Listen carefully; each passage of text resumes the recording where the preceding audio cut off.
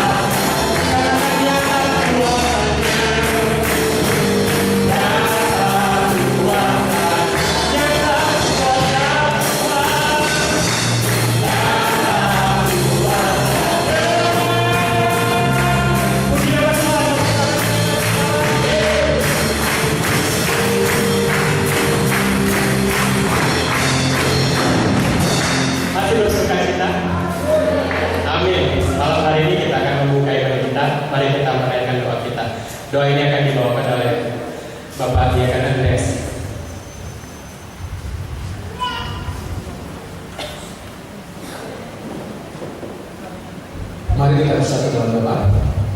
Puji dan syukur kami panjatkan pada Engkau ya Tuhan Yesus untuk mulai yang indah, untuk nafas kehidupan yang masih Kau berikan dalam diri kami.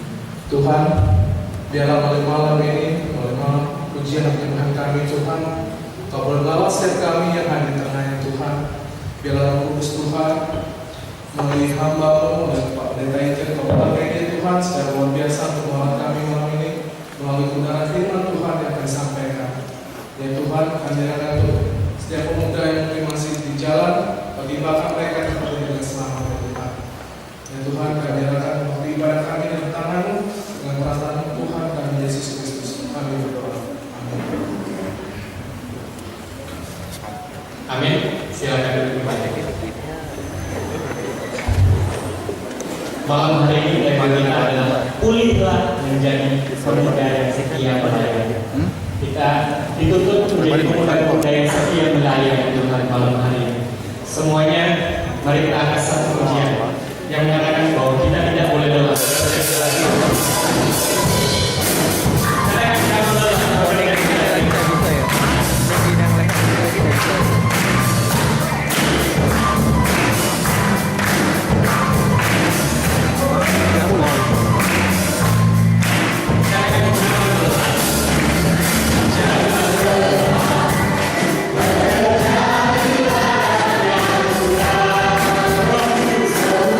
Yeah.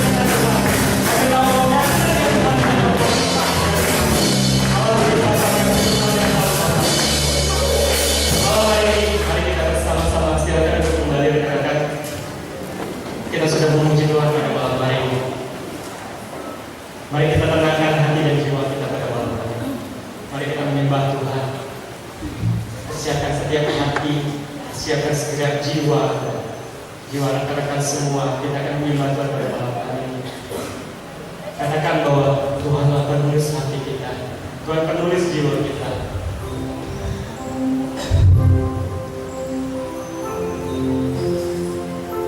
Kita harus mengasihi Tuhan dalam setiap kehidupan kita, dan kita melakukan setiap apa yang diajarkan Tuhan dalam setiap kehidupan kita.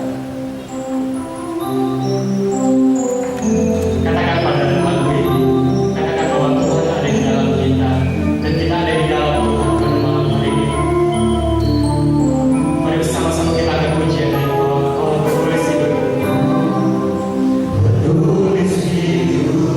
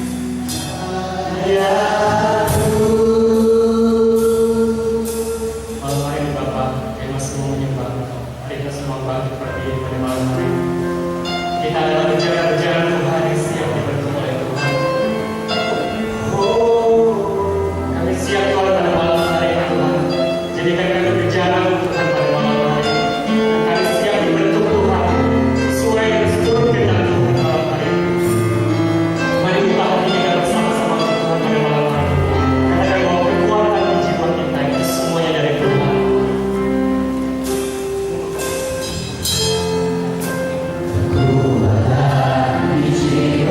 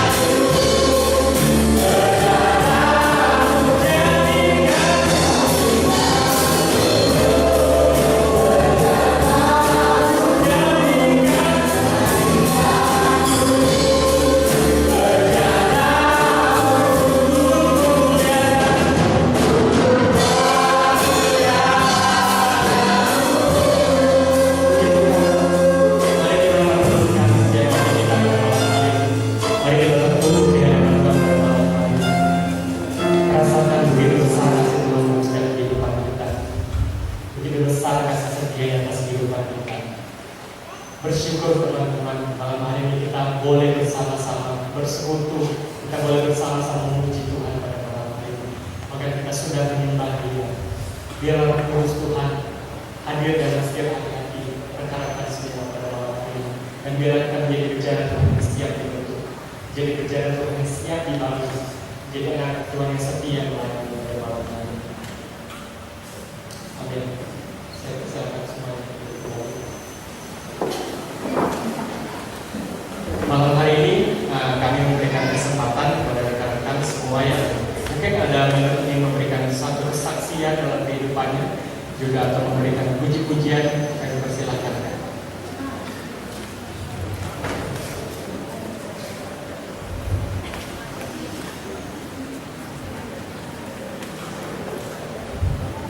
Kalau masih belum ada, mari kita siapkan hati dan pikiran kita pada malam hari ini. Kita akan dilawan oleh kebenaran firman Tuhan yang akan disampaikan oleh pendeta juga akan jadi pada malam hari ini. Mari kita siapkan hati kita. Kita akan satu pujian yang mengatakan bahwa kita harus mengejar hadirat Tuhan pada malam hari ini.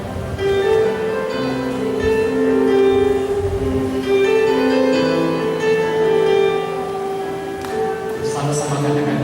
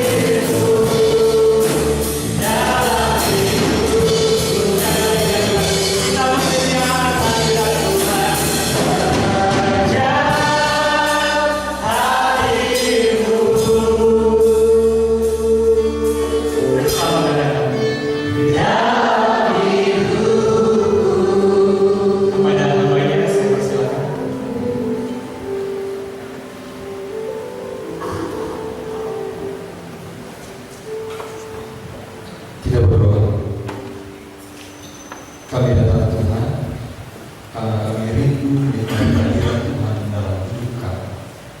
Kami rindu di masa muda kami ini, kemuliaan Tuhan boleh dinyatakan.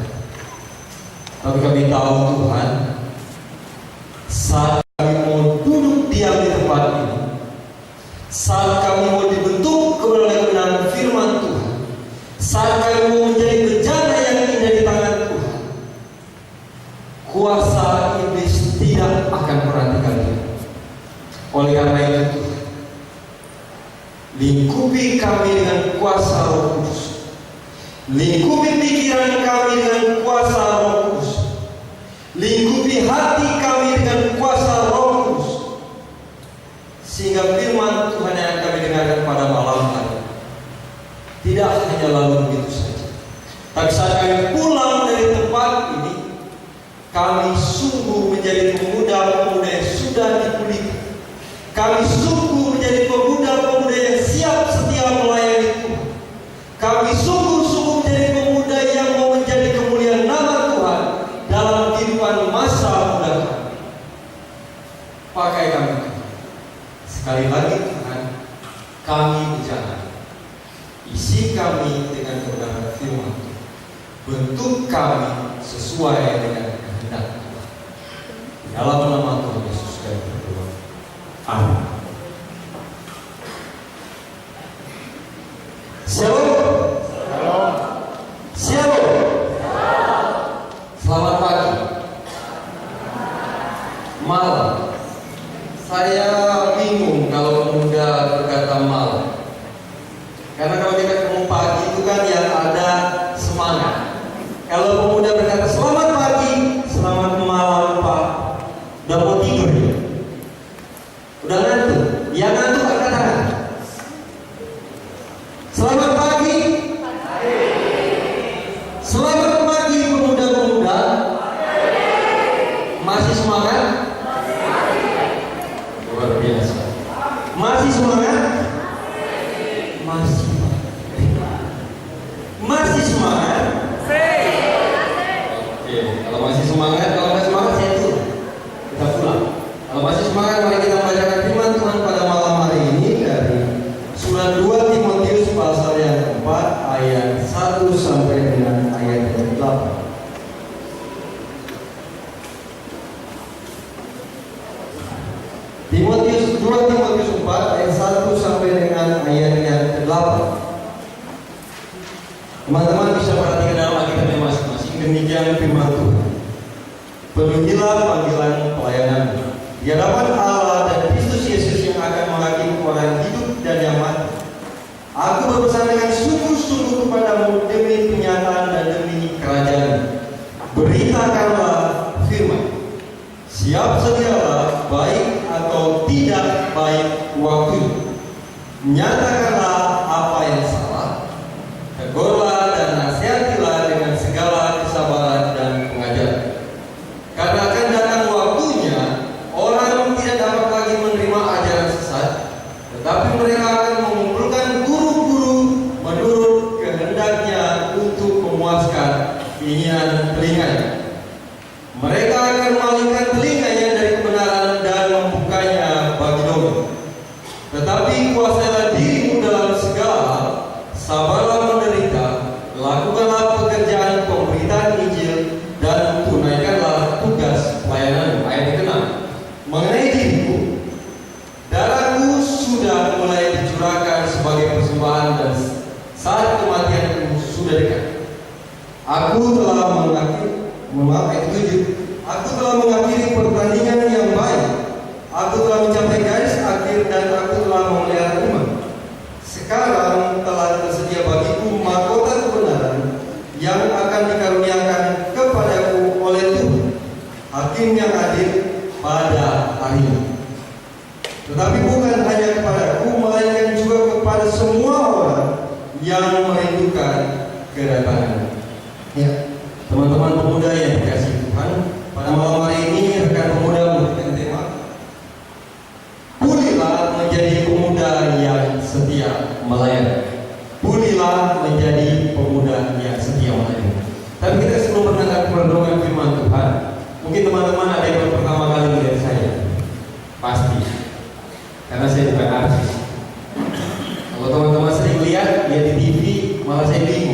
Kapan saya nongolnya? Ya, nama saya Ike Albert Happy. Ike Albert Happy. Mungkin teman-teman bingung loh, Pak, kok namanya Ike? Itulah yang mungkin saya pikirkan sampai sekarang. Kok namanya Ike? Kemudian saya berpikir, oh iya, saya tahu. Kenapa kemudian orang begitu mendengar kata Ike untuk nama seorang laki-laki, mereka cewek ya. Pernah di SMP nama saya itu di absen, nama saya juga algoritma semua, teman-teman saya jenis kelaminnya benar, laki-laki perempuan, laki-laki perempuan, begitu ketemu nama saya jenis kelaminnya P. Yang salah di mana? Yang salah bukan bapak saya. Yang salah adalah saya terlambat terkenal dibandingkan Ike Nurjana. Coba seandainya pada waktu itu saya lebih dulu terkenal dari Ike Nurjana, pasti teman-teman kalau lihat Ike Nurjana, namanya kok cowok, gitu kan? Karena saya lebih dulu terkenal. Ini masalahnya, karena saya Ike Nurjana lebih dulu terkenal dari saya. Maka ya sudahlah, pemberian orang tua nikmati saja dan jalani saja.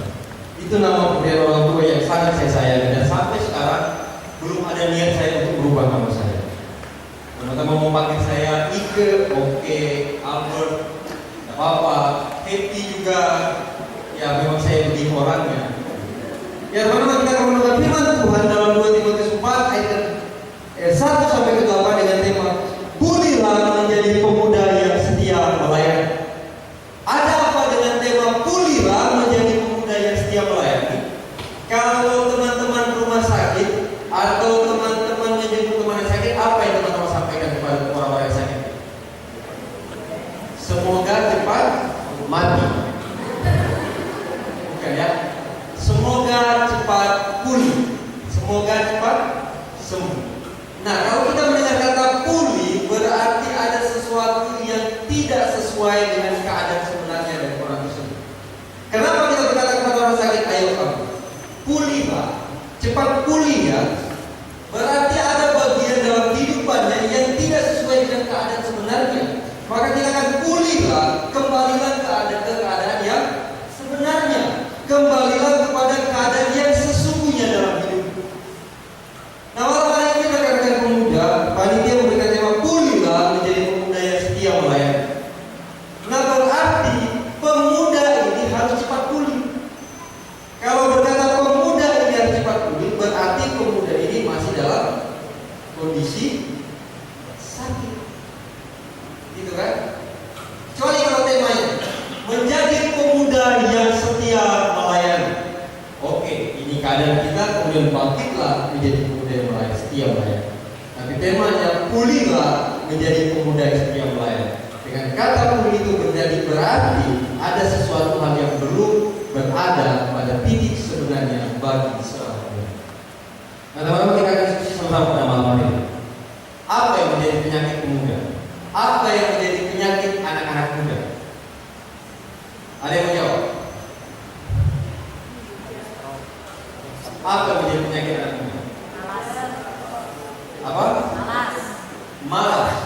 Yang malas katakan. Malas. Apa lagi? Galau. Apa lagi? Tidak peduli. Cuek. Gitu kan? Apa lagi? Ayo, apa lagi? Lagi. Apa lagi penyakit pemuda?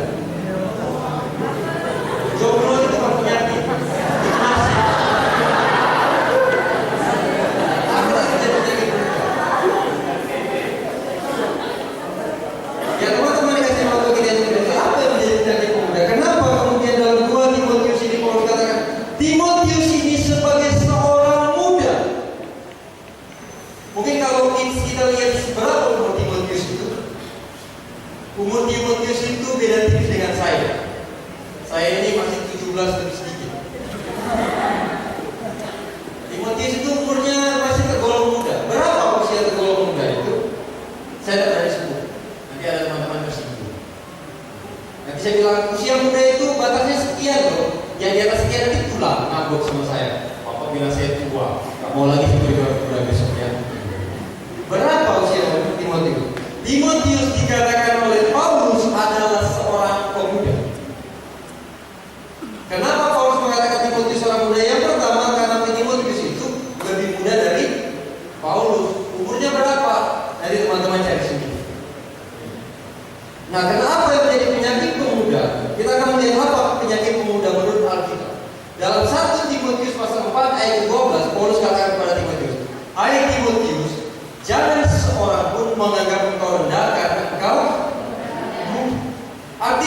Kenapa? Paulus melihat bahwa Timotius ini adalah seorang yang muda.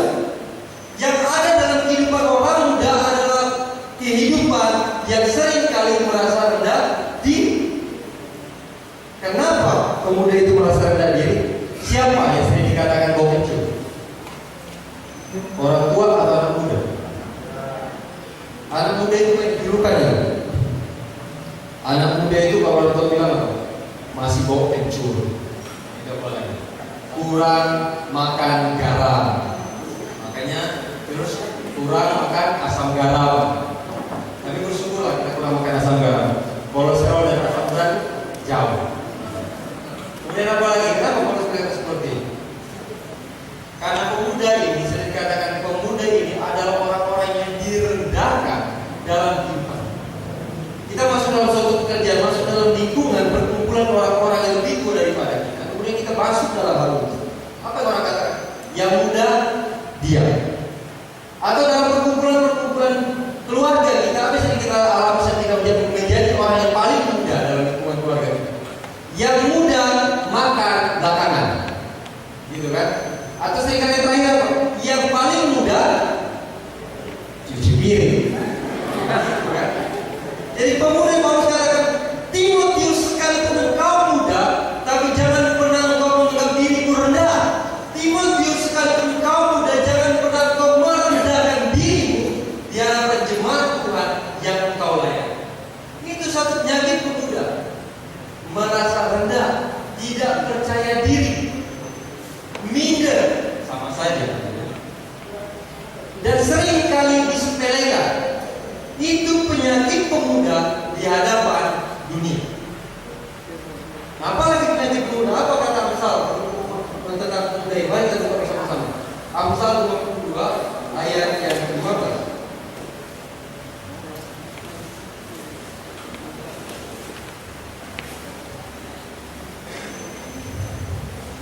Amsal 22 ayat ke-15. Kebodohan melekat pada hati orang muda. Kebodohan melekat pada hati orang muda. Masa kami orang-orang muda ini dibilang bodoh? Teman-teman, bodoh yang dimaksudkan Amsal itu bukan bodoh secara intelektual. Kenapa Amsal berkata kebodohan itu melekat pada hati orang muda? Bukan karena dia punya IQ yang tinggi, yang rendah. Bukan karena dia punya gelar atau strata pendidikan yang rendah. Tapi kenapa kemudian Amsal katakan kebodohan itu melekat pada hati orang muda? Karena hanya pada orang muda yang sering kali mengambil keputusan tanpa berpikir panjang. Hanya pemuda yang berani lompat dari tower hanya karena putus cinta.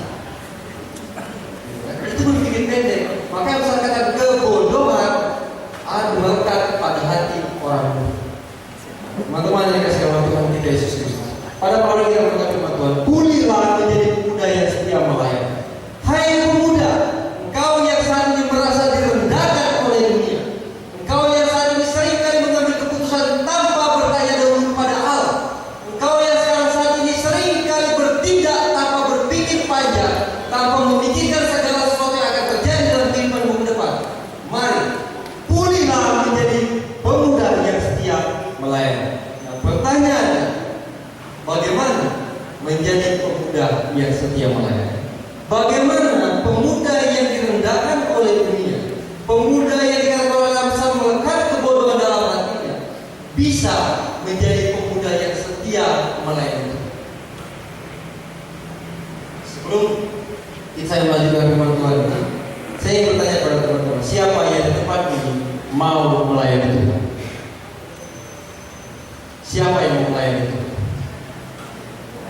Ya, kalau bisa melayani Tuhan, enggak Pak, aku mau jadi pendeta. Susah. Bukan jadi pendeta saja. Sekarang siapa yang mau melayani Tuhan? Ayo, mereka siapa yang mau melayani Tuhan? Silakan turunkan tangan. Saya bukan penyanyi dangdut. Kalau penyanyi dangdut, tangannya di atas, tapi sampai pulang turun. Nanti kalau ibu semua, kapan turunnya? Tanya penyanyinya. Silakan turunkan tangan. Bagaimana keadaan pemuda bagaimana keadaan pemuda yang ingin dipulihkan dan setia melayani. Satu kata kunci supaya pemuda bisa setia melayani Tuhan. Satu kata kunci supaya pemuda bisa dipulihkan dari kehidupan yang lama. Hidup dalam Injil Kristus. Hidup dalam Injil Kristus. Pertanyaannya lagi, bagaimana seorang pemuda bisa hidup dalam Injil Kristus? Apakah setiap hari yang dia baca hanya Alkitab saja? Apakah setiap hari dia hanya bekerja dan merenungkan firman Tuhan saja? Apakah setiap hari dia harus berada di gereja dan membaca Alkitab dan berdoa di gereja saja? Kita akan melihat bersama-sama malam hari bagaimana hidup dalam Injil Kristus. Paulus katakan kepada Timotius, engkau muda, tapi dengan kemudaan bukan berarti engkau harus direndahkan. Timotius, engkau muda, tapi bukan berarti dengan kemudaan engkau merendahkan dirimu di hadapan dunia. Bagaimana kita menjadi pemuda yang setia melayani dan hidup di dalam Injil Kristus? Yang pertama, pemuda yang hidup dalam Injil Kristus adalah pemuda yang tidak kenal kompromi. Pemuda yang hidup dalam Injil Kristus adalah pemuda yang tidak kenal kompromi. Apa maksudnya dengan tidak kenal kompromi? Teman-teman, hidup orang muda ini adalah hidup yang punya rasa toleransi yang tinggi, gitu kan? Hidup rekan muda ini hidup yang saling rasa tidak enaknya itu tinggi. Rasa setia kawannya harus tinggi. Kalau kita punya klub, kita harus punya rasa setia kawannya. Bagaimana hidup yang tidak kenal kompromi? Apakah dengan hidup tidak kenal kompromi kemudian kita berkurung diri di kamar, kemudian mengkhususkan diri begitu teman datang, dah, aku tak mau ikut dengan kau ya, pulang. Begitu ada kawan masuk kamar itu, dah, mau. Aku mau di kamar aja, aku mau baca firman Tuhan. Kita akan baca bersama-sama pada malam hari bagaimana hidup yang tidak kenal kompromi. Hidup yang tidak kenal kompromi adalah hidup yang berani menyatakan kesalahan. Teman-teman, seperti saya katakan tadi, rekan muda ini adalah rekan yang punya rasa toleransi yang tinggi. Begitu temannya salah, gak enak lagi betul. Sama-sama kawan, sama-sama ngerti lah kita, kan?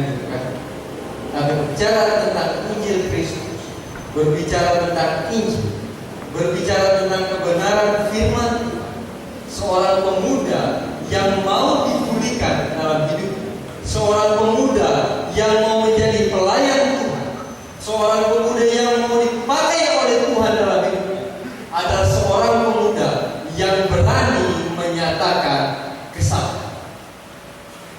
Kepada siapa kita menyatakan kesalahan? Kepada setiap orang yang kita lihat melakukan kesalahan. Nanti kita akan lihat bagaimana cara yang menyatakan kesalahan. Tapi pertama yang dilakukan oleh seorang pemuda Kristen yang menjadi ciri khasnya adalah seorang yang berani menyatakan kesalahan, sekalipun itu kepada rekan terdekat sekalipun. Beranikah kita menyatakan kesalahan? Seperti saya katakan, seringkali kita merasa tidak enak, ya sudah, kita sama-sama tahu aja, ya sudahlah, yang penting semua baik-baik saja, ya sudahlah, yang penting kita jalani saja. Padahal seorang yang hidup dalam Injil itu adalah seorang yang tidak mengenal kompromi dan berani menyatakan kesalahan yang tidak sesuai dengan kebenaran Injil Kristus.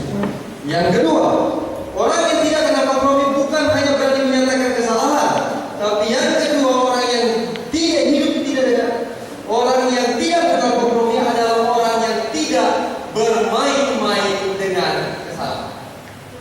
Orang yang tidak bermain-main dengan kesalahan. Saya sering katakan kepada rekan-rekan muda saya seperti ini.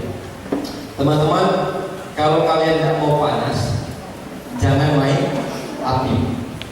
Kalau kalian tidak mau kena duri, jangan petik mawar. Kan gitu. Artinya apa? Saat kita sudah bermain api, sekecil apapun api itu akan tetap panas. Tidak ketemu api itu dingin. Sekecil apapun api yang kita nyalakan, api itu akan tetap panas. Maka seorang pemuda Kristen adalah seorang pemuda yang tidak bermain-main dengan kesalahan. Seringkali pemuda Kristen berkata seperti ini, Pak, saya seringkali jatuh dalam dosa. Dosa perzinahan, Pak. Kok bisa? Iya, Pak. Kamu kena jatuh dalam dosa perzinahan di mana? Di sana, Pak. Kenapa kamu bisa ke sana? Memang tempat main saya di sana, Pak. Kalau di Surabaya itu ada namanya dulu, sekarang udah bukan, ada namanya dulu gandul. Teman-teman masih seperti ini. Kenapa kamu sering jatuh dalam dunia perzinahan? Ya karena setiap malam kami main gandul. Itu bukan hilang, tapi menghilang sengaja. Demikian juga dalam hidup kita seringkali kita berkata, Tuhan, tolong aku Tuhan supaya aku jangan jatuh ke dalam dosa. Tapi tempat main kita, tempat orang-orang berdosa, teman sepergaulan kita orang-orang berdosa, lingkungan tempat kita bermain adalah orang-orang berdosa. Maka kita bertanya kepada Tuhan, Tuhan, jangan biarkan aku jatuh ke dalam dosa. Tuhan katakan, aku tidak biarkan kamu jatuh. Kamu sendiri yang mau jatuh. Kamu sendiri yang memasukkan dirimu ke dalam lubang dosa itu.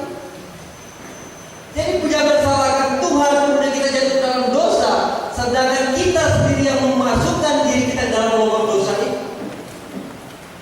Teman-teman, pemuda Kristen adalah pemuda yang tidak kenal kompromi terhadap segala sesuatu yang bertentangan dengan Injil Kristus. Dan pemuda Kristen adalah pemuda yang tidak akan bermain-main dengan yang namanya dosa. Tidak akan bermain-main dengan yang namanya menyangkal iman. Suatu pengalaman seperti ini, teman-teman. Kalian kalau pacaran, komitmen dulu atau jalani dulu? Komitmen dulu atau jalani dulu? Jalani dulu aja lah. Kan? Saya ingin kita belajar bersama-sama.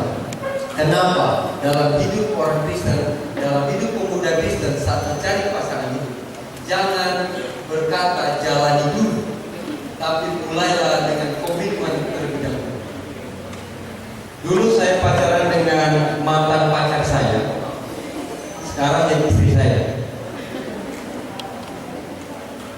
Kami pacaran itu sekian tahun, saya lupa. Tapi saya pernah lupa masa-masa romantisnya. Ya teman-teman, saya waktu pacaran ini, saya mungkin istri saya ini termasuk orang yang mungkin agak stres sedikit. Waktu saya nembak istri saya, orang-orang nembak, maukah engkau menjadi pacar? Itu biasa. Nah, begitu saya nembak itu, saya berkata seperti ini, maukah engkau menjadi istriku? Istri saya bilang gini, ayo pacaran dulu lah, jalan aja dulu. Nggak mau. Kalau mau jadi istri atau enggak? Kawanlah, kita pacaran dulu aja sambil berpikir. Saya katakan, kalau kamu mau jadi istri saya, kita jalan. Tapi kalau kamu tidak mau jadi istri saya, maka lebih bagus akhiri di awal. Demikian dengan iman Kristen. Kenapa pemuda Kristen seringkali jatuh saat dia memilih teman hidup? Karena seringkali kita berkata jalani dulu tanpa membuat komitmen terlebih dahulu. Saya berkata kepada pemuda saya banyak, ada 5.000 orang. Yang jomblo berapa orang? Katakan. Oh itu akan jomblo. Ya teman-teman, saya berkata kepada teman-teman saya, saat kalian menjadi pasangan hidup, tanyakan kepada calon pasangan hidup kalian, mau jadi orang Kristen atau tidak. Jangan dulu berpikir dia cantik. Jangan dulu dia berpikir bahwa dia itu adalah orang kaya, hartanya tidak habis 7 turunan. Ya 7 turunan. Kalau kalian keturunan ke-8 bagaimana? Habis kan? Jangan dulu berpikir, oh bapaknya punya pangkat. Yang punya pangkat kan bapaknya, anaknya nggak punya pangkat. Tapi mulailah belajar komitmen terlebih dahulu. Jangan dulu jalani saja dulu. Kalau kalian berkata dalam pasaran, hidupkan yang dalam teman, hidupkan yang berkata jalani saja dulu, maka itu artinya kalian sudah bermain-main dengan dosa. Itu artinya kalian sudah bermain-main dengan penyangkalan iman. Saya berharap keluarga tempat ini enggak banyak yang putus cinta, karena mukanya adalah semua. Masa saya putusin? Kalau sudah ada berkata, mau ikut saya atau tidak? Tidak mungkin perjalanan itu tanpa komitmen terlebih dahulu. Contohnya, kalian travel, di depan ada angkot, kalian naik. Supir angkot tanya, mau kemana Mbak? Kalian kata, jalan aja dulu Pak. Mau nggak sampai ke jalan? Emang aja Mbak, emang saya mau jalan. Tapi kalau kita nanya angkot mau kemana Mbak? Saya mau ke sana. Komitmen kepada satu tujuan, maka akan berjalan sampai ke tujuan. Begitu juga dengan pasangan kita. Seorang pemuda Kristen tidak mengenal kompromi. Komitmen terlebih dahulu, baru menjalani perjalanan. Tanyakan terlebih dahulu, mau ikut Tuhan atau tidak? Mau jadi orang Kristen atau tidak? Kalau kamu tidak mau, masih banyak yang lain. Amin. Amin. Putus pulang ya. Oke teman-teman. Kenapa saya katakan pemuda Kristen tidak mengenal kompromi? Dalam Alkitab ada beberapa contoh tokoh-tokoh Alkitab yang jatuh karena kompromi. Hawa. Kenapa terjadi keputusan hubungan antara Allah dan manusia? Karena Hawa berkompromi dengan iblis. Ada tawar-menawar antara Hawa dan iblis. Ayolah Hawa, dikit aja. Oh jangan. Kau bilang jangan. Oh enggak apa-apa. Nanti kau bilang mati. Oh enggak akan mati kata iblis. Hawa pikir, oke, dikit aja enggak apa-apa. Ada kompromi antara Hawa dan iblis. Siapa lagi yang jatuh karena kompromi? Simpson, seorang pemuda yang perkasa. Kenapa Simpson bisa jatuh? Kenapa Simpson boleh bisa ditangkap oleh orang-orang Kristen? Karena ada kompromi antara Simpson dan Delila. Simpson katakan, bilang, ayolah Simpson, kasih tahu kelemahanmu. Janganlah, enak aja. Dari kakak Simpson, kamu cinta sama aku? Ini teman-teman, kata kunci seorang wanita. Cinta kan? Kalau udah cinta itu udah lagi aduh. Simpson jatuh ke dalam dosa. Simpson jatuh ke dalam orang Kristen karena apa? Karena Simpson kompromi dalam cintanya kepada Delila. Kita belajar dari Simpson yang gagah perkasa, yang bisa jatuh hanya karena seorang wanita. Karena Simpson mengenal kompromi. Kita belajar pada hari kalau teman-teman tidak mau jatuh dalam dosa, kalau teman-teman tidak mau kehilangan iman, maka jangan pernah mengenal kompromi terhadap apapun yang tidak berkenan dengan Injil Kristus. Itu yang pertama. Yang kedua, bagaimana hidup dalam Injil Kristus? Bukan hanya tidak mengenal kompromi, tapi yang kedua, bagaimana hidup dalam Injil Kristus? Hidup saling menasehati. Teman-teman, dari awal saya katakan apa yang seringkali menjadi penyakit orang muda? Cuek, tidak peduli. Yang penting aku senang, kamu terserah. Yang penting aku kenyang, tidak ada urusan dengan kamu. Begitu kan? Itu prinsip orang muda. Yang penting aku saja, orang lain terserah. Nanti kita mulai belajar pada malam. Kalau kita menjadi pemuda yang setia melayani, yang siap melayani, maka belajarlah untuk saling menasihati. Siapa yang harus kita nasihati? Oh, yang harus saya nasihati ini orang-orang yang lebih muda dari saya. Yang tua gimana? Siapa yang nasihatinya? Kita belajar bersama. Mari kita buka 1 Timotius pasal yang ke-5 ayat 1 dan 2.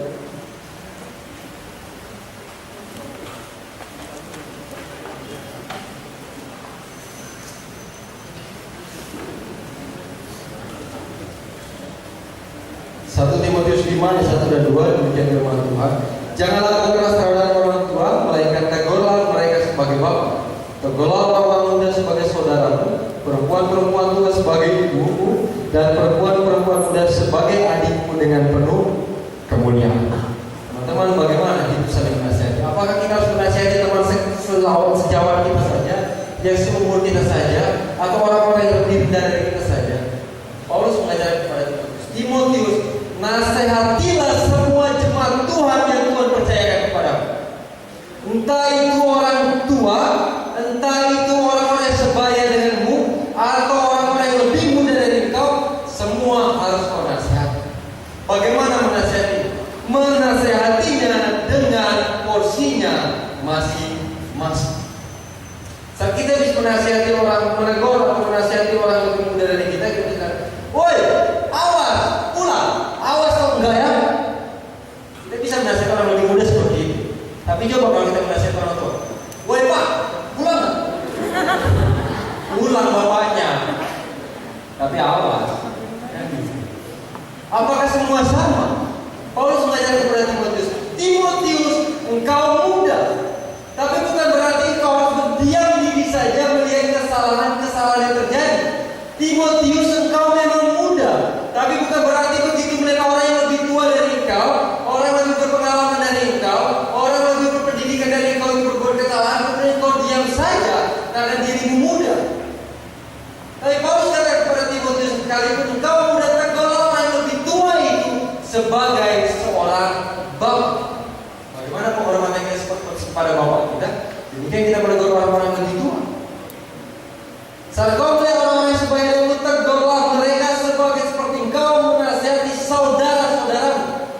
Saat kau melihat orang-orang yang lebih muda membuat kesalahan, maka tegurlah mereka seperti engkau menasihati adik-adik. Bukan perkara mudah teman-teman untuk memberikan nasihat. Tapi sih kita belajar bersama-sama. Kalau kita mau dipulihkan, maka belajarlah untuk saling menasihat. Karena dengan kita hidup memberikan nasihat, baik itu kepada orang yang lebih tua, kepada orang-orang yang sebaya, dan kepada orang-orang yang lebih muda, maka disitulah kita sudah memulai, kita bisa menjadi teladan. Bukan berarti menjadi teladan tubuh tua dulu, bukan berarti menjadi teladan tubuh saya hebat dulu, bukan berarti tubuh saya kena asam urat dan kolesterol dulu karena kebanyakan makan garam dan asam. Tapi mulailah sejak sekarang kita menjadi teladan dari masa muda. Itu yang kedua. Orang yang hidup dalam Injil Kristus adalah orang yang mau hidup saling menasihati. Yang ketiga, bagaimana orang yang hidup dalam Injil Kristus? Orang yang hidup dalam Injil Kristus bukan hanya orang yang tidak mengenal kompromi. Orang yang hidup dalam Injil Kristus bukan hanya orang yang mau hidup saling menasihati.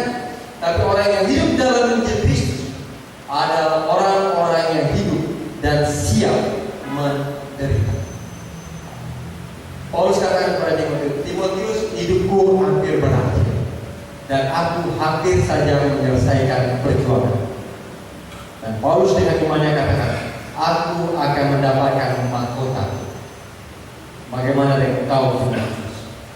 Sekarang pertanyaan itu Paulus katakan bukan hanya kepada Timotius. Paulus juga ingin katakan kepada kita semua, aku, Paulus, sudah mendapatkan mahkota kemuliaan. Dapatkah kita memperoleh mahkota kemuliaan yang sudah Tuhan siapkan untuk kita pribadi-pribadi? Yakinkah kita bahwa saat kita mengakhiri perjuangan hidup kita akan menerima mahkota kemuliaan yang Tuhan siapkan dalam kehidupan kita? Kalau kita mau mendapatkan mahkota kemuliaan itu, Paulus katakan, maka siaplah kamu menderita. Waduh Pak, siap menderita bagaimana? Jadi pulang nanti kami bikin aksi militer ya. Kami pergi kemana kami Pak? Perang kemana? Kami ke Singkil, kami ke Jawa, kami mau Kalimantan. Bukan itu teman-teman. Saat dikatakan berjuang untuk Injil Kristus, saat dikatakan menderita untuk Injil Kristus, bukan berarti kemudian kalian harus angkat senjata, bukan berarti kemudian kalian harus angkat pedang kalian dan berjuang mati-matian, bacok-bacokan dan pukul-pukulan karena Injil Kristus. Itu pun tidak dikehendaki oleh Allah. Simpel. Malam ini malam Minggu. Ya Pak, siapa malam Senin siapa? Ya malam Minggu, malam Minggu. Malam Minggu ini bagi kaum muda adalah malam yang menyenangkan. Tadi pagi selesai kerja, selesai sekolah, malam ini kosong. Malam pakai jalan-jalan, malam dipakai pacaran, Pakai apa lagi malam minggu ini? Ada yang punya agenda malam ini? Ayo silakan. Kita pergi sama-sama. Ya teman-teman, menderita, siap menderitakan kunci itu bukan hanya kita angkat pedang dan angkat senjata dan maju berperang melawan orang-orang yang tidak berkenan kepada Injil Kristus. Tapi saat kita mau mengorbankan malam minggu kita dan kita mau berkumpul di tempat ini, itu pun salah satu penderitaan yang kita alami karena kita mau hidup di dalam Injil Kristus. Saat kita mau lebih tua dibandingkan teman-teman kita dalam diri teman hidup, di saat teman kita udah punya anak dua, kita belum punya pasangan, itu pun karena kita mau menderita karena kita. Jangan takut-takut. Masa kok gini-gini? Ya teman-teman, perkara agama.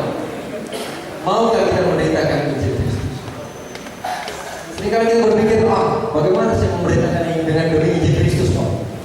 Apakah saya harus angkat senjata?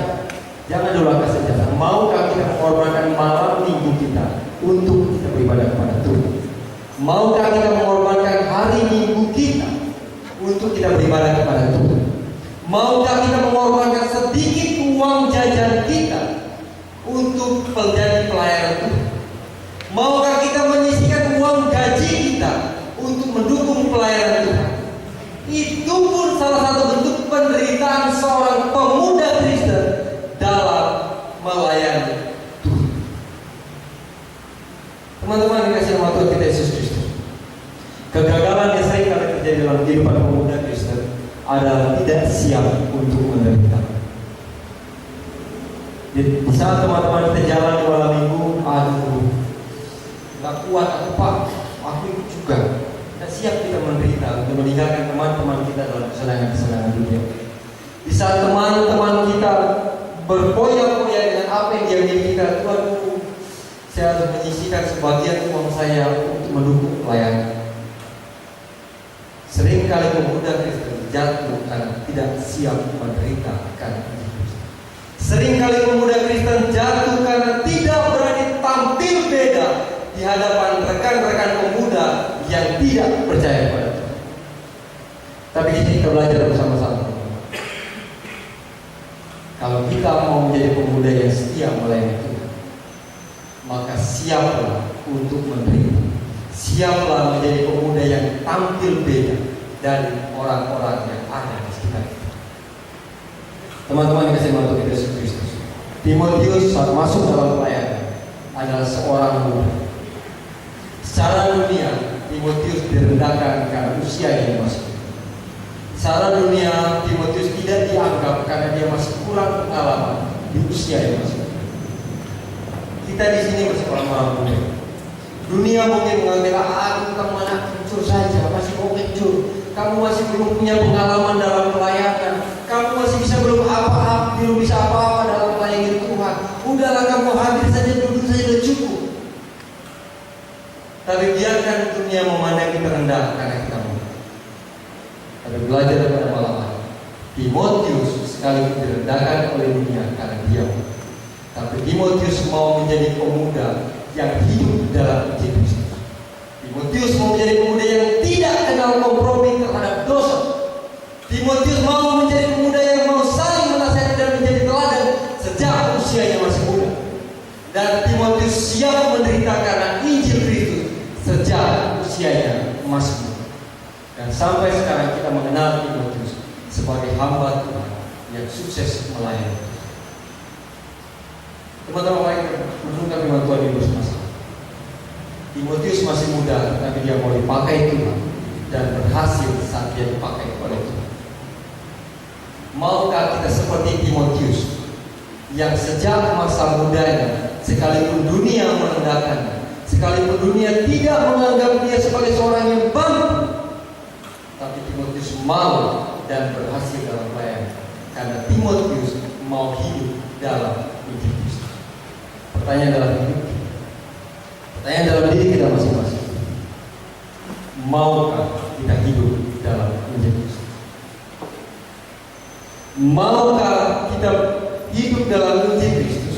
Maukah kita menjadi pemuda yang tidak mengenal kompromi terhadap dosa? Maukah kita menjadi pemuda yang menjadi teladan dalam kehidupan hari lepas hari?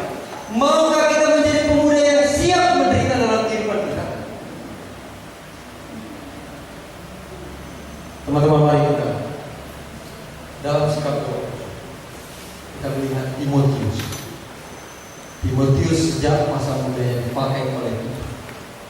Sejak masa mudanya banyak orang diberkati.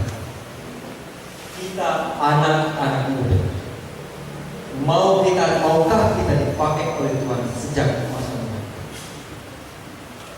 Mari kita berdoa bersama-sama. Mari kita melihat diri. Apa yang membuat kita seringkali diberitakan oleh dunia? Apa yang seringkali membuat kita tidak mau melayani? Malam hari ini, mari kita buat komitmen di hadapan Tuhan.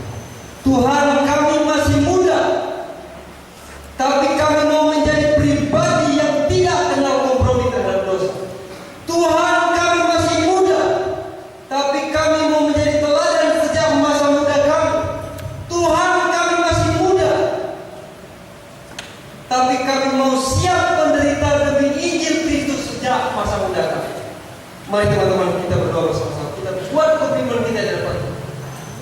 Biar Tuhan pakai kita sejak masa muda. Jangan tunda nanti, jangan tunda besok, tapi mulai dari saat. Teman-teman silakan akan menyanyikan lagu. Teman-teman silakan untuk berdoa, mengintrospeksi dirinya, bagaimana kehidupan masa muda yang selama ini, dan apa yang Tuhan mau dalam kehidupan masa muda.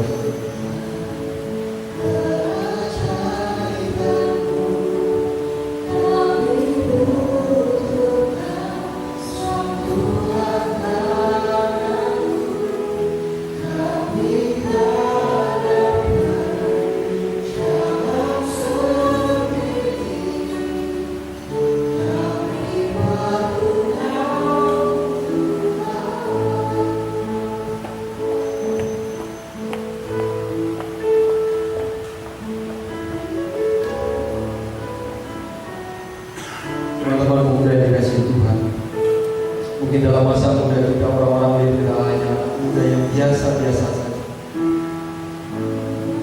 anak muda yang tidak bisa diandalkan. Biarkan dunia memandang kita saja, tapi Tuhan ingin pakai kita sejak kita masih muda. Tuhan boleh pakai Timotius sejak Timotius muda, dan Tuhan mau pakai teman-teman pemuda sejak sekarang. Mari teman-teman kita berkomitmen kita dalam untuk menjadi pemuda yang siap sedia melayani.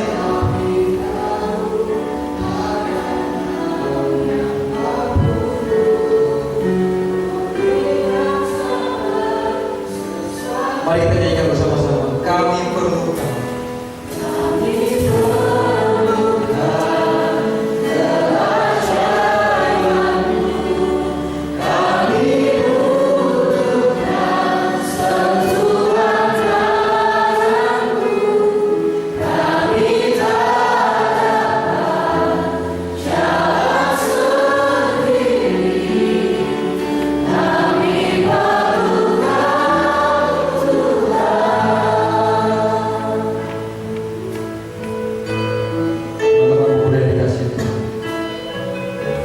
Kita perlukan Tuhan dalam kehidupan. Biar Tuhan pakai kita sejak masa muda. Baik jiwa diberkati sejak masa muda.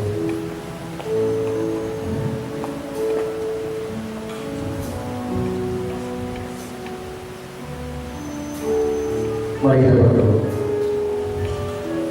Tuhan, Timotius boleh Tuhan pakai untuk menjadi pelayan sejak masa muda. Kami Tuhan, anak-anak muda yang ada di tempat ini, kami mau seperti Timotius Tuhan. Sekalipun dunia merendahkan kami karena kami kurang pengalaman, sekalipun dunia merendahkan kami karena kami muda, tapi kami mau hidup di dalam Tuhan. Kami mau Injil Kristus itu hidup di dalam kami, dan kami pun hidup di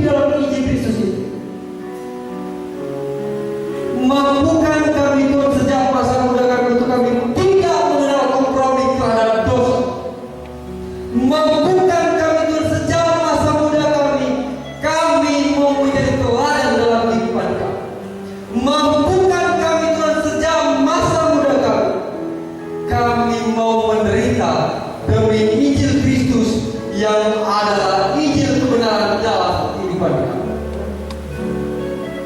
Pakai kami Tuhan. Kami benar-benar, kami mau siap melayani Tuhan. Kami mau setia melayani Tuhan. Pakai kami Tuhan, sehingga melalui kami sebagai pemuda-pemuda Kristen di tempat, nama Tuhan dipermuliakan, Injil Kristus diberitakan, dan kami menjadi berkat dalam kehidupan kami.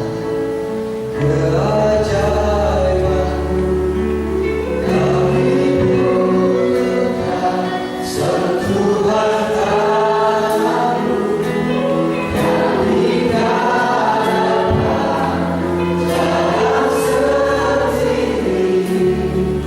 Kami perlu Kau Tuhan. Amin.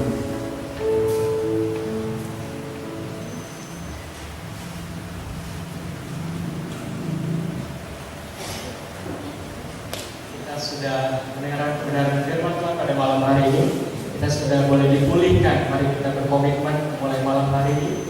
Kita berkomitmen untuk melayani Tuhan. Mari kita angkat satu pujian untuk meresponi firman Tuhan yang sudah disampaikan pada malam hari ini, yang mengatakan bahwa kalau kita hidup untuk Tuhan. Selama kita hidup untuk Tuhan.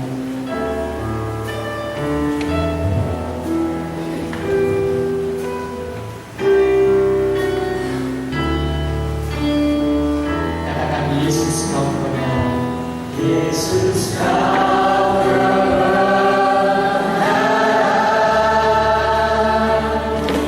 Yang menyelamatkan kau memberikan kami hidup. Kau memberikan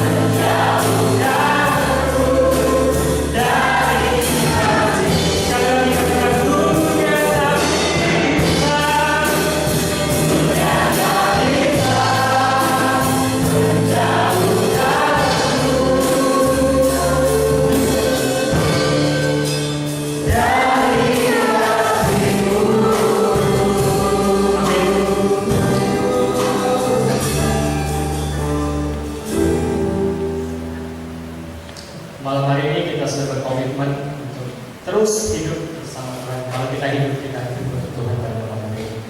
Kita sudah memuji Tuhan tadi, kita sudah menyembah Tuhan, kita sudah mendengarkan kebenaran firman Tuhan pada malam hari ini. Menjadi pemuda-pemuda yang setia melayani, menjadi pemuda yang pulih. Malam hari ini juga kita akan mengungkapkan rasa syukur kita kepada Tuhan. Kita akan memberikan persembahan untuk Tuhan pada malam hari ini. Sambil kita mengatakan bahwa setiap kerja untuk Tuhan itu kerja yang selalu manis. Mari kita akan satu pujian ini sambil kita memberikan persembahan kita.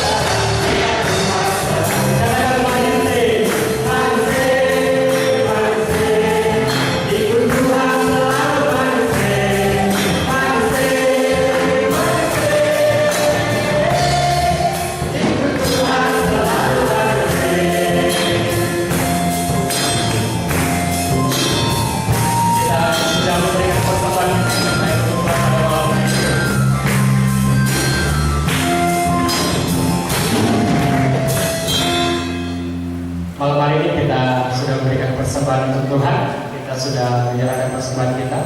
Mari kita satu dalam doa. Nanti setelah berdoa kita doa Bapa kami. Mari kita satu dalam doa. Allah Bapa kami Bapa dari kerajaan sorga, terima kasih Tuhan untuk setiap kasih setia Tuhan pada malam hari ini. Kami kembali boleh memberikan persembahan yang terbaik untuk Tuhan. Pada malam hari ini Bapa kami serahkan persembahan kami.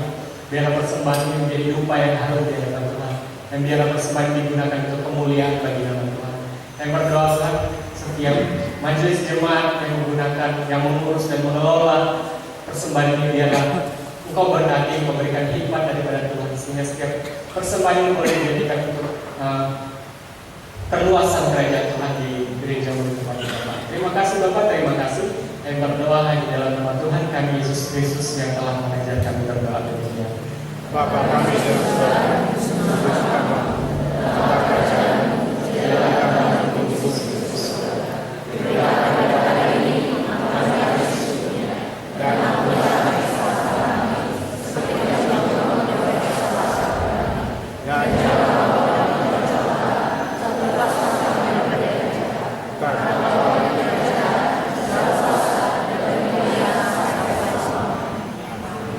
Amin. Rekan-rekan, saya undang semua untuk bangkit berdiri. Nanti kita ada doa berkat bagi doa. Tapi sebelumnya, seperti Roma 12 ayat 11 mengatakan, janganlah kerajinan kendor, biarlah rohmu menyala-nyala dan terus layani Tuhan. Mari kita akan satu pujian yang mengatakan bahwa biarlah rohmu menyala-nyala dan layani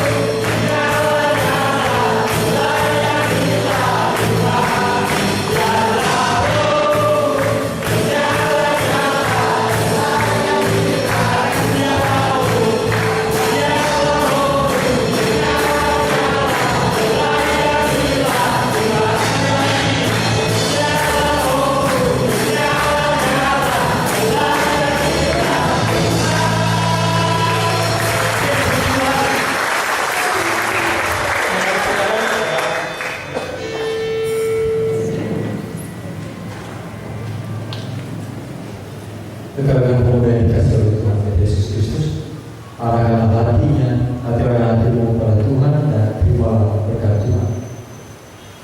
Kiranya kasih karunia dan damai sejahtera dari Tuhan kita Yesus Kristus dan pertolongan serta penghiburan daripada Roh Kudus menyertai kita sekalian dari sekarang sampai selama-lamanya. Amin. Amin. Silakan duduk dan bersatu di sini.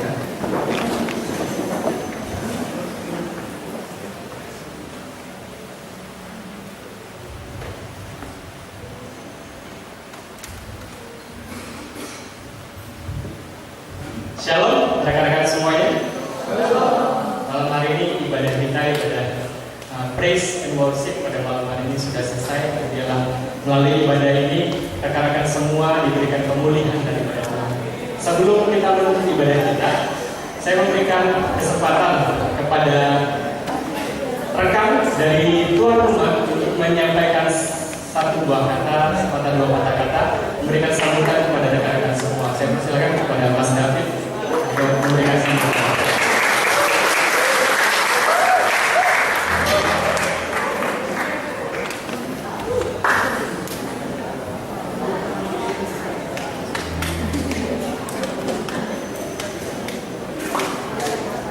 Salam.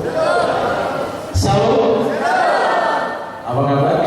Apa kabar? Oke. Baik, puji nama Tuhan. Kita syukur kesempatan pada malam hari ini kita bersama-sama mengikuti kegiatan ibadah praise and worship diadakan dari Persekutuan Pemuda dan Pemudi dari Sibolga, Palembang. Sehingga semua kegiatan ibadah kita berjalan dengan baik, semua berkat kasih dan kepada Tuhan. Yang pertama, terima kasih untuk seluruh teman-teman yang sudah hadir bersama-sama untuk mengikuti ibadah pada malam hari ini. Saya mewakili persekutuan kami dan Pemuda Remaja mengucapkan sangat terima kasih. Mungkin gerejanya jauh teman-teman yang di pinggir kota. Mungkin gerejanya juga kecil, panas saja dari pas semua. Karena AC-nya kami sangat mahal, AC alam. Jadi terima kasih sekali lagi untuk kesediaannya datang bersama-sama untuk beribadah bersama-sama dengan kami. Sebenarnya tujuan kami mengadakan ini adalah Road to Merry Christmas. Paling tidak seperti itu program kami untuk memberi kebekalan atau memberikan semangat lagi. Saya yakin percaya teman-teman dari sini ambil bagian dalam kegiatan Natal masing-masing gerejanya. Paling tidak dengan ibadah pada malam hari ini kita semua kembali disegarkan, kita semua kembali diingatkan bahwa kita adalah menjadi pemuda yang selalu bisa untuk melayani, selalu kuat untuk melayani di dunia masing-masing. Dan saya yakin percaya teman-teman semuanya tidak ada yang lemah, tidak ada yang patah semangat, apalagi di hitungan tinggal beberapa minggu lagi kita semua akan ada kegiatan Natal di masing-masing gerejanya. Paling tidak acara pada malam hari ini bisa menjadi motivasi baru, bisa menjadi semangat yang baru untuk teman-teman lebih semangat lagi melayani diri masing-masing. Dan itu kami juga terima kasih juga untuk Om Ike atau Bapak Pendeta Albert Ike untuk firman-Nya pada malam hari ini. Kami sangat diberkati. Teman-teman yang terberkati kita tangannya di atas. Saya yakin semua teman-teman diberkati firman-Nya pada malam hari ini yang saya sampaikan. Jadi saya juga terima kasih untuk seluruh majelis jemaat dari gereja GCI Indonesia seperti Palembang untuk setiap dukungan, untuk setiap semangatnya kepada kami dengan semangat kami sehingga pada malam hari ini kegiatan ibadah juga bisa berjalan dengan lancar. Mungkin itu saya ingin mengundang masing-masing teman dari pemakai masing-masing kutuban yang berdiri ini sekali perkenalan. Ada juga mungkin yang pada malam hari ini pertama kali hadir di tempat ini. Yang pertama saya minta dari gereja YPG Depeniel, saya minta untuk berdiri.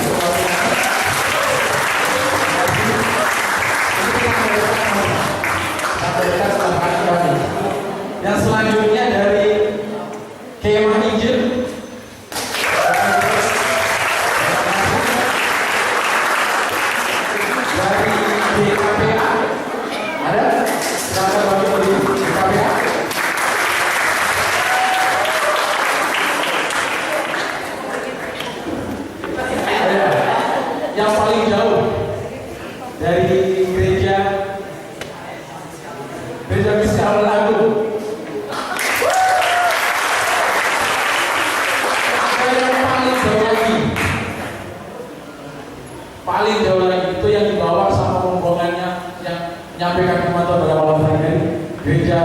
Kesini Injili Indonesia cabang Cinta Manis baru.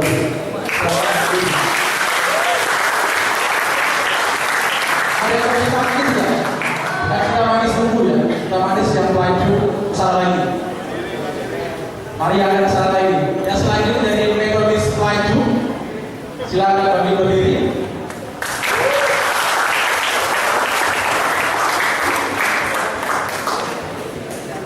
Terus juga dari teman-teman mahasiswa-mahasiswi STTIP, silakan juga bagi berdiri.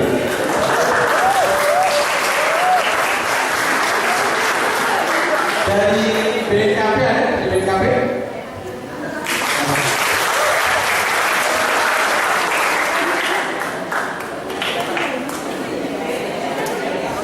Dari DKP Sultan ada? Silakan berdiri.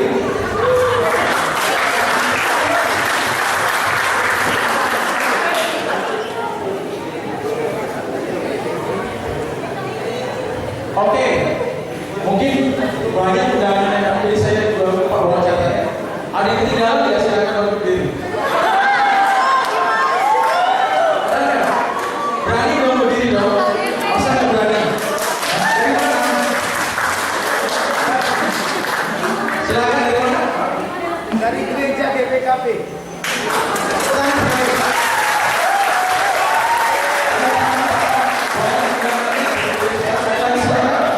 Sebelum yang paling terakhir Ada yang KBP.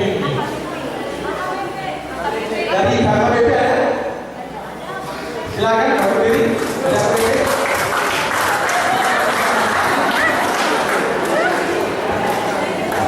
Oke, ada lagi ya? Ada lagi? Sebelum yang paling terakhir kami suruh berdiri. Baik, kalau tidak ada, boleh satu coba. Dari Tuan Rumah dulu, silakan bagi berdiri. Mana Tuan Rumah? Kalau yang ini dari mana sebelahnya Kanisa, dari mana itu rombongannya? DKI. Oh, DKI Cerita, silakan bagi berdiri.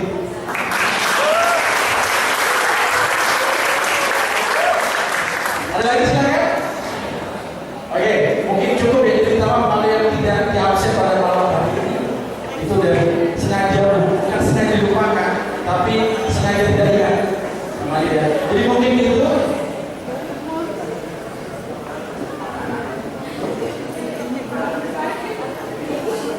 Mungkin itu yang ingin saya sampaikan. Sekali lagi terima kasih untuk teman-teman. Mungkin kegiatan kita bisa berlanjut ke depannya. Kegiatan ibadah kita bisa menjadi program baru dari masing-masing. Dan saya mau persilakan juga untuk mewakili dari tamu undangan. Tamu undangan ini saya tunjuk saudara Alvin dari gereja Misi Anak Agung untuk silakan mewakili undangan semuanya untuk menyampaikan 1-2 hal yang ingin disampaikan. Silakan. Saudara Alvin, silakan.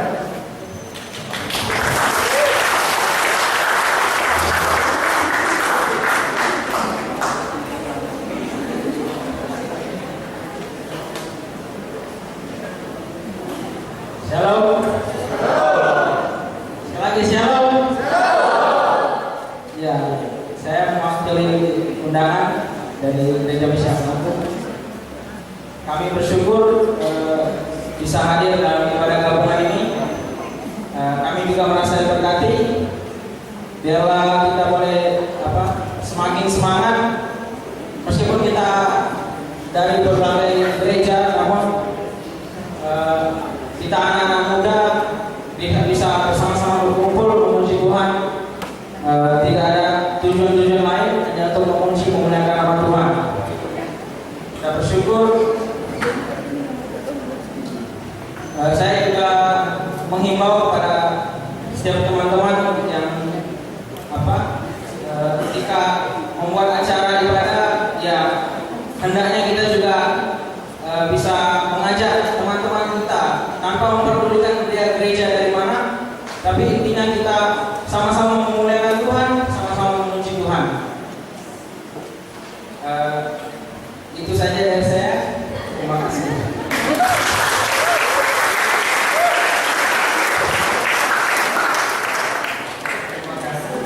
Untuk sambutan dari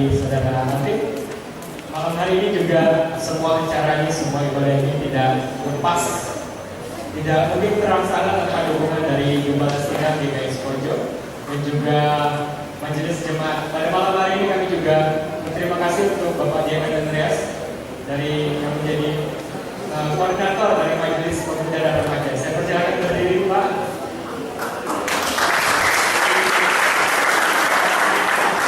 Terima kasih atas dukungan selama ini untuk pemuda, dan biarlah apapun yang menjadi pergumulan pemuda boleh terus terlaksana karena pertolongan dari Indonesia. Malam hari juga rekan-rekan silakan menikmati berkat yang sudah tersedia.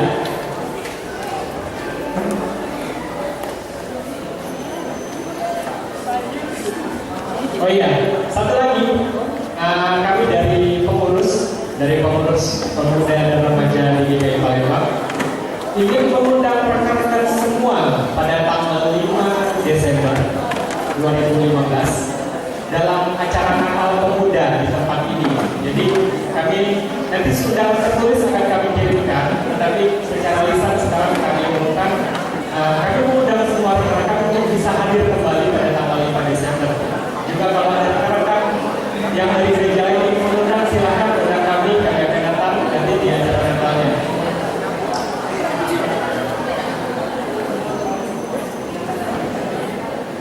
Malam hari ini saya memperkenalkan untuk rekan-rekan, terkhusus untuk rekan-rekan yang melayani pada malam hari ini.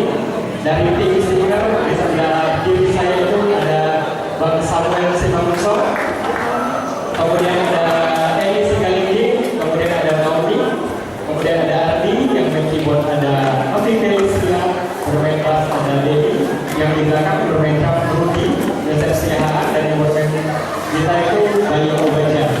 Jadi salam dari kami, semoga ibadah ini menjadi berkat untuk kita semua, dan biarlah kebersamaan ini terus terjalin antara kita, dan kita terus memuji Tuhan dan memuliakan Tuhan. Selamat malam, ibadah kita selesai, Tuhan Yesus memberkati. Nanti silakan teman-teman boleh bersalam-salaman dari depan, mungkin Pak Ike bisa di depan sama Pak Andreas. Yang masih mau foto-foto untuk berkobrol silakan. Ya, atau di depan aja, di depan aja. Jadi rekan-rekan boleh yang mau tetap di sini boleh sambil bersalam-salaman dengan Bapak Pendeta Ike juga Pak Andreas. Ibadah kita selesai, Tuhan Yesus memberkati. Kami juga mengundang majelis Bapak Ibu dan semua majelis dari Ibu Lasmini, Bapak Roy Sigite, Bapak Harun Santoso, Ibu